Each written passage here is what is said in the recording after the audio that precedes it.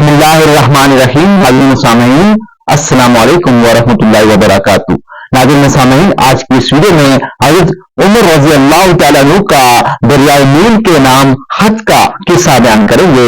آپ سے التماس ہے کہ ویڈیو کو آخر تک لازمی دیکھیے گا، اور ابھی تک اگر آپ نے ہمارے اسلامی اور معلوماتی channel wealth of knowledge corner کو سبسکرائب نہیں کیا تو لازمی سبسکرائب کر دیے گا، گھنٹے کے بٹن کو آل پہ کر دیے گا تاکہ آنے والی ویڈیوز کا نوٹیفیکیشن آپ کو بار بار وصول ہو سکے۔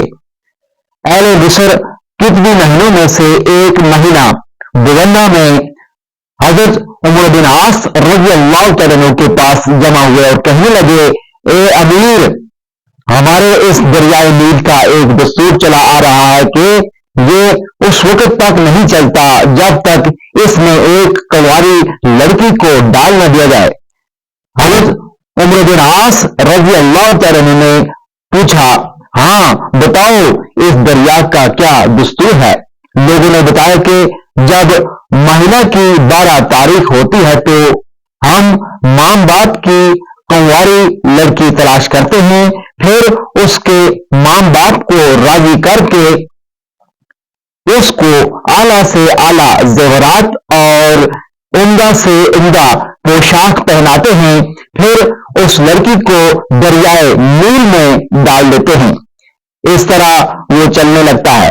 یہ سن کر حضرت عمر بن عاص رضی اللہ تعالیٰ عنہ کے چہرہ پر غصہ کے آثار نمایاں ہو گئے اور فرمایا، یہ طریقہ اسلام میں نہیں ہوگا۔ اسلام ماقبل کے تمام رائج شدہ طریقوں کو مٹاتا ہے۔ مصر کے لوگوں نے مائے بغنا، مائے ابیب اور مائے مصری تک انتظار کیا، مگر دریائے نیل میں کوئی فرق نہیں آیا۔ تھوڑا بہت پانی بھی اس میں نہیں آیا، یہاں تک کہ لوگوں نے وہاں سے کوچ کرنے کا ارادہ کر لیا۔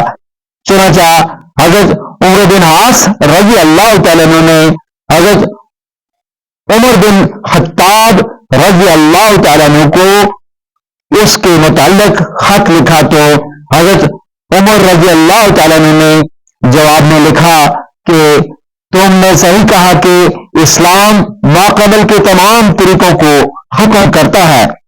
میں تمہاری طرف ایک پرچہ بھیج رہا ہوں، جب میرا خط تم تک پہنچے تو یہ پرچہ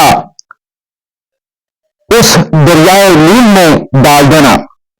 جب وہ خط حضرت عمر بن عاص رضی اللہ تعالیٰ عنہ کے پاس پہنچا تو آپ نے وہ پرچہ کھولا تو اس میں یہ لکھا تھا، امیر المومنین عمر رضی اللہ تعالیٰ عنہ بندہ خدا کی طرف سے دریائے نیل کے نام حمد و صلات کے بعد، اگر تو اپنی طرف سے چلتا ہے تو نہ چل، اور اگر واحد و قہار ذات تجھے چلاتی ہے تو ہم اللہ واحد و قہار سے درخواست کرتے ہیں کہ وہ تجھے چلا دے۔ حضرت سعد بن عاص رضی اللہ تعالیٰ نے سلیف سے ایک دن پہلے وہ پرچہ دریائے نیل میں ڈال دیا۔